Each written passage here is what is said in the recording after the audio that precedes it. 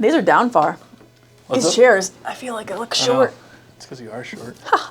You're so funny. I know. What are we going to talk about today? I was typing this in and I was like, what should we start it off with of coming back? And I think it would be good to just start off of why we took a long break, besides the fact you went to school. Yes. Yes. Yeah. So we're back. We're back. Hello. Welcome to, Holy cow. as my computer's going to fall. Welcome to the Driven for More podcast. My name is Stacia Ashbach, and I am one of your hosts, and I am here with Carter, and he's back. And you guys probably didn't even know he was necessarily gone because our last podcast, we were together. Yep. in this Yep. too. We were together. We probably told him I was heading back to school at some point. But, yeah. We made it. We are at January 6th. Yeah. I was about to say December, but yeah, nope. You're like, I saw that. Yep. We're at January 6th. There's been a lot going on the last few months. Mm-hmm. A lot. We didn't pause the podcast because we were boring or, afraid of where it was going. Yeah, we didn't burn out or anything like that. No, nothing like that. We paused it because obviously Carter had other priorities of going back to school. And then I had solid personal and work things that just this was a season that needed my attention for that it wouldn't be smart to go in my squirrel directions like I like to do. Life happened. And, Life happened. Yeah. And I think it would be fun to kind of go over what life was. Yeah. Yeah, to start, let's go over, you sold your house. I sold my house for sale by owner too, which was absolutely amazing and wild and an interesting choice. It's not something that a lot of people do or it's talked about, and it's usually honestly frowned upon, which is completely wild to me. Yeah. And it wasn't just the money aspect for why I did for sale by owner. I really wanted to honestly push my comfort zone too, because I could. I made the conscious decision. Where do I want to put my time? Mm-hmm. As I've said on here before, time is the most valuable thing to me. And figuring out where my priorities lie. And I feel that doing the for sale by owner pushes my leadership skills, as well as my marketing. I built a website for it. Yeah. I sent you that website. Yep. But yeah, it was a lot of marketing and leadership and communication and negotiating that really came down to it. We ended up selling to someone who also just did for sale by owner. He had an attorney, but he didn't have a realtor either. Mm-hmm. So it was great, but putting on open houses and doing in-person showings from when we listed the house to full accepted offer, it was 21 days. So I think that's awesome. That's quick. Yeah, I think it's fantastic, especially because the market is different and changing. Even though we're in Dane County and stuff just flies off the shelf, this was a unique property. Yeah. Not everyone wanted, 8 acres, outbuildings, and being 30 minutes from town. So exactly. It was great, and I really think that the new person is going to enjoy it, and I learned a couple of different lessons on the way and definitely tested my patience. I believe it. I believe it, especially with having all your kids running around too. How was the cleaning up for these open houses with trying to battle the kids running around and absolutely horrible. Yeah, yep. I'm sure. Absolutely horrible. The kids they had to get rid of 80% of their belongings and then pretty much live out of a suitcase or a bin. And we are a family that likes stuff. Shocker. It's I want to live the minimalist life, and I'm like, oh, it looks so nice. But I also love thrifting and the cuteness and feeling cozy. And minimalist is just not for me. It's just not. At least it's out there. So. Yep, it's out there. I don't care if we bake cookies and there's flour everywhere and there's just, I don't know. I just want it to be cozy. And that's actually, with selling our house, obviously we sold the house and we're building at the same time. Right. I was just gonna lead into that. And the house is not done. Not done. When was it supposed to be done? Technically we're contracted for February 4th or something. Yeah. But we started having hopes that it was going to be done by Christmas, and those hopes were gleefully shut down. Yep, as most house building goes. Oh yeah, You'll I have think we that. talked about it on one of the last episodes that your mom was just moving, or was either Yep. moving in or just about to move in. Yeah, we moved in mid-October, I think. Okay, Somewhere around there.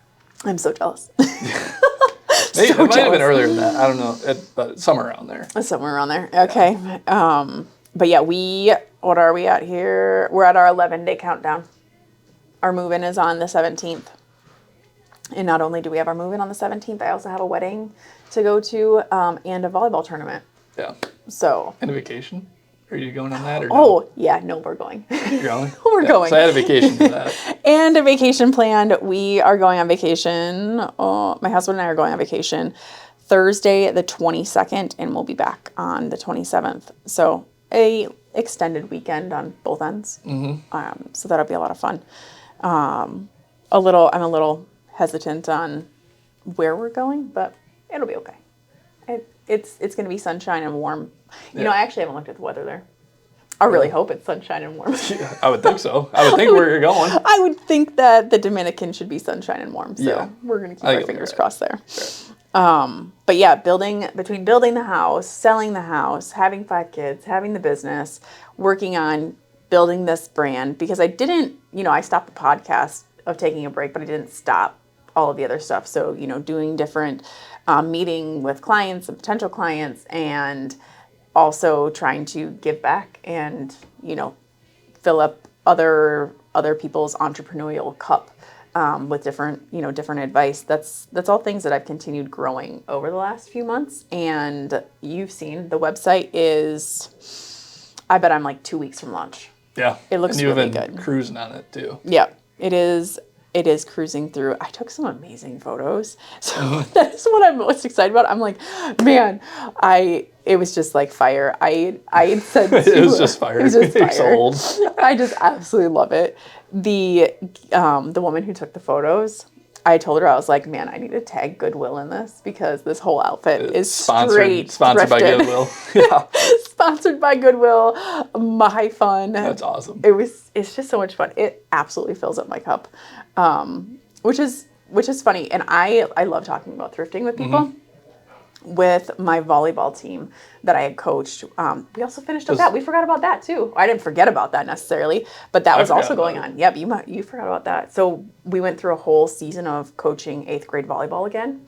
That was year 3, which is awesome and exciting and fulfilling. It was a really fun year. Yeah. The girls did a great job, and I felt so much more confident in what I was doing.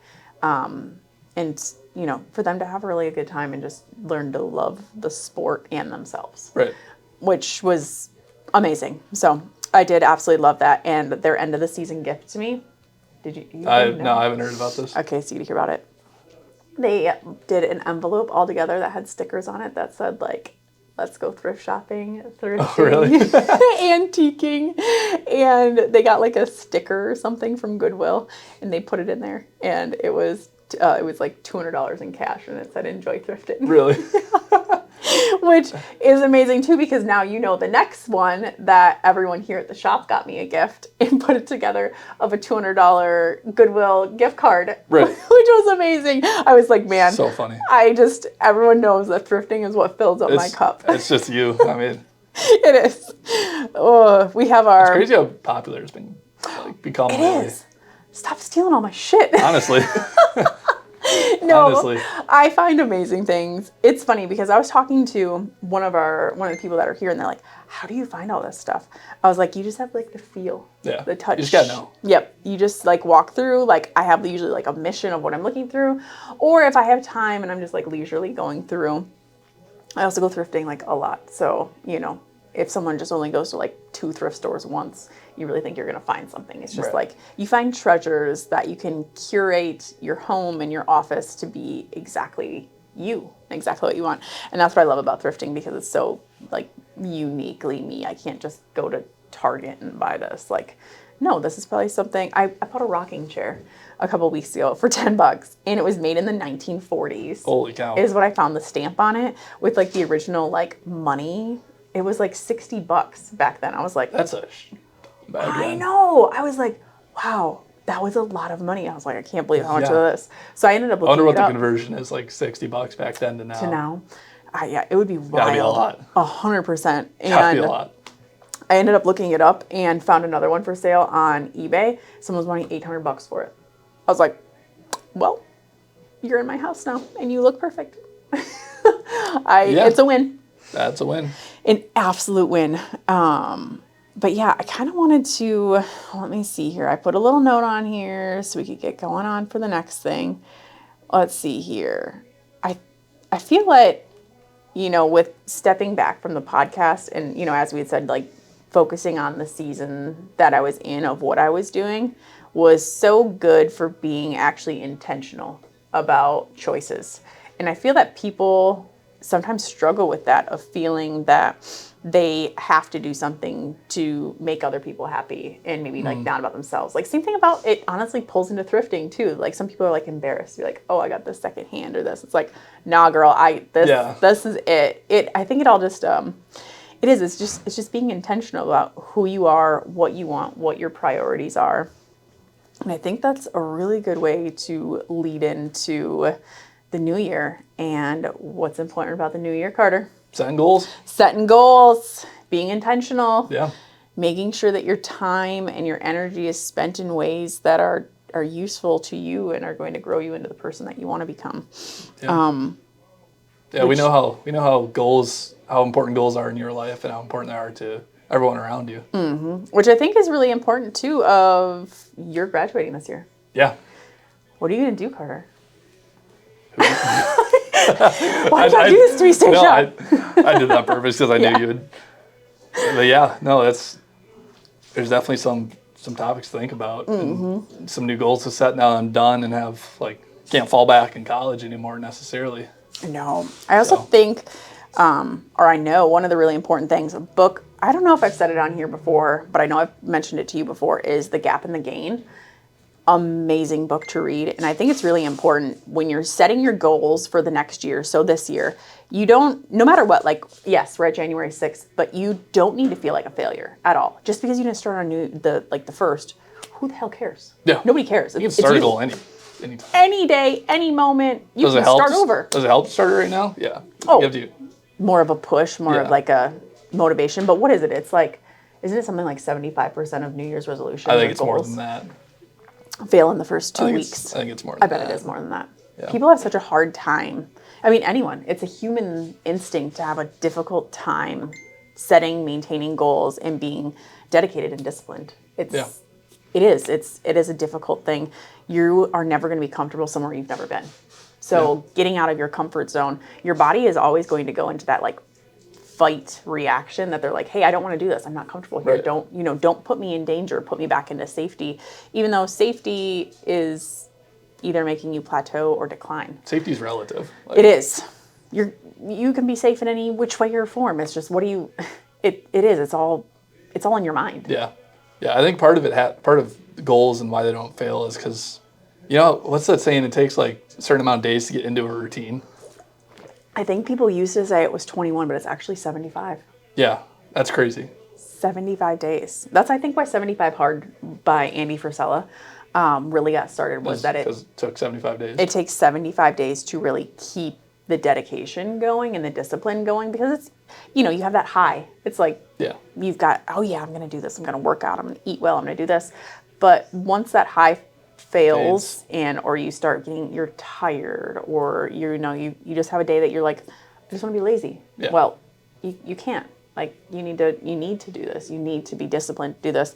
And then it just becomes routine. And I think that I truly do believe that it would take 75 days to actually keep a habit going. Yeah, I believe it for sure. I think a lot of it too is we live in such a busy world these days, and it takes like something comes up, in a day, and it just throws off your whole routine. And that happens to me quite a bit. Like something happens, something comes up, something unplanned, and I just can't follow through with what I was supposed to do that day. Yeah. So I don't know. I feel like that could be a big part of it too. 100%. And setting your priorities appropriately. Right. Like, so many people, they spend so much time watching TV, or it's like, you could hop on the treadmill and watch TV. Yeah. figuring out what you want to do. You could do all your stretching and your Pilates while while you've got your TV show on, or you can have an audiobook on with your book on. Like, there's just so many different things that, it's always your choice to do something. And when people start accepting that everything is your fault, that's when everything changes. Yeah. Like, whether you grow or you fail or you stay the same, it's your fault. Yep, you're responsible for whatever happens with you. Yep. This is kind of a new thing I'm doing with Parker. My youngest is Parker. He is full of energy. Yes. 5-year-old, not Thursday. Full of energy, 24/7. Happy birthday, Parker. Happy birthday, Parker. And he just gets a little wild. And I was like, Parker, what are you in control of? I don't know. I said, you are in control of you. So what does that mean when you run into me and hurt me? You are in control of your body. So you need to control your body and stop. You cannot hurt other people. You need to understand how that affects other people. And so then he had done it the other day. He had ran into someone or something. And I said, Parker, what are you in control of? He goes, my body. Like a normal 5-year-old would say. Yep. Yeah, like, my come on, body. Mom. But I want him to remember that stuff. You are in control of your body. You're in control of your reactions. You're in control of your choices. And I feel that teaching that stuff at this age is so important. And it will give him a benefit in life, because a lot of people don't really realize that they don't have that acceptance a lot of times too, when your parents coddle you too much, or, any of those things. You'll see that it's like it sounds really bad, but it's like rich kid syndrome. Yeah, you're not wrong. I'm not wrong. But they're like, how do I do this or this or this? And it's like, or they just don't have that self-awareness built in. And I feel that building that self-awareness from a young age is really, really important for kids and growing into adults that are, going to take over the next generation. So, yep, I absolutely, I love that. But I think I may have squirreled a tiny bit there. Anyways, reel it back in. We're going to go back to The Gap and the Gain. I should look up of who that book is by. Do you know it off the top of your head or no? No. It was recommended to me by my business coach, a while ago. Yeah, I know you talked about it maybe like 2 summers ago. Mm-hmm. Okay. The Gap and the Gain by Dan Sullivan and Dr. Benjamin Hardy. So what is important, though, is looking at what you accomplished the year prior. Especially, it can be any time, especially if you wanted to start all over and you're listening to this episode in June. Focus on what you did really well the last 3 months, the last 6 months, and not just the negatives. Yeah. As a human, we're usually apt to figuring out what those negatives are, and we don't need to. You can focus on what the positives are. What are things that went well? You can also think about, what are things that didn't go well, but really focus on where you grew. I think this goes back to another quote that I saw recently that was saying, I'm trying to figure it out verbatim in my head here. It was maybe you never feel that you're reaching your potential because you keep raising the bar. It's like, wow. Okay, we're just going to mic drop that there.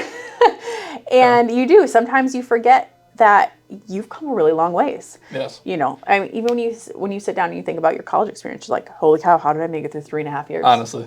Yeah.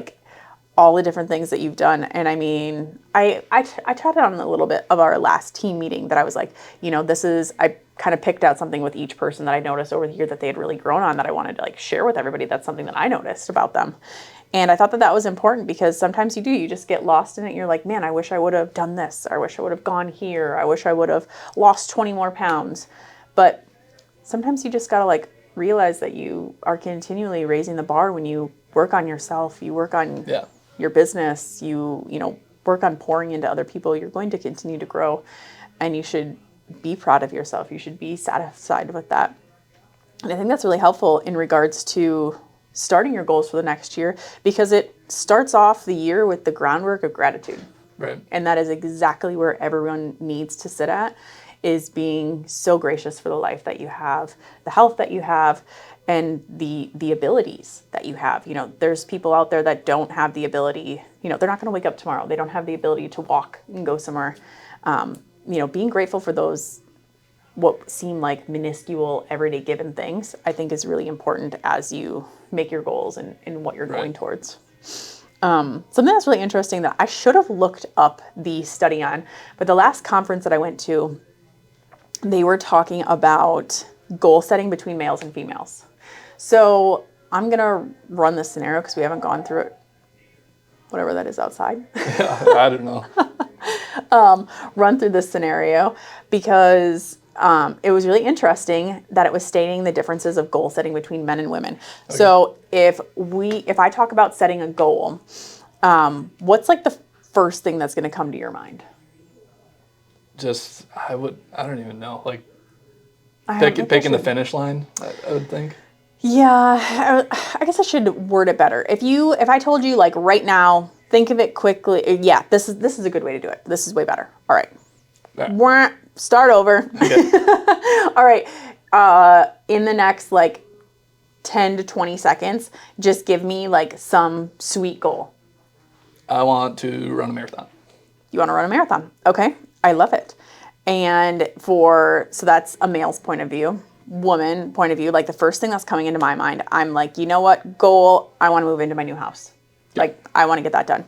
And so what was said at this conference is the difference between men and women setting goals. And sometimes men set goals that are too audacious without seeing the steps in them. Yeah, I can see that. And you fell right into it. Yep. You sure did. It's like, I'm going to run a marathon. Like, nope, we're not starting at a half marathon. We're not going any of this. He's like, boom, I'm running for a marathon. I did really prove your point there. You sure did. So I definitely want to see this study now because it does. I think one of the big things about goals and why they don't go through is that people are not looking at the steps that it takes to get to that goal, and they're only happy about the finish line, and they're not happy about the progress in between. Yeah. And they're not setting those little goals. And the thing about goals is goals help build your confidence as a person. Every time you check off a goal and you get something done, that boosts the dopamine in your brain, and it's like, and it also boosts your confidence that it's like, I do things that I say I'm going to do. So I'm going to trust myself more. So when I say something, I know I'm going to do it. And so the more you do that, the better your confidence grows, the better your goal setting, the better your communication, everything, because you know that you're going to do what you said you're going to do. And I just feel like that's really a part that gets a little bit left out. And it's also sometimes boring for people. Yeah. I know my husband's like that too. He's like, psh, I just want to set this big ass goal here. Yeah. And who cares about the little things on the way? It's just going to happen is what he is. Yeah. But I can see that. Yes. But when you don't have a goal mapped out appropriately, you're not always going to get there the easiest. Yeah. And not even necessarily the easy way, but you don't have the right pathwork to get there. So you don't have a process of like set up of how you're going to get there and like the steps you're taking. Like And as much I think it's guys' personality too, is we're a lot more wing it. Yep. Necessarily than girls like to plan it out. Not saying there's not. No. But I'd say in general is more of a wing it mentality. Yep. Which is not even wing it, just figure it out on your own. Yeah. Just get it done. Guys don't like asking for help. No.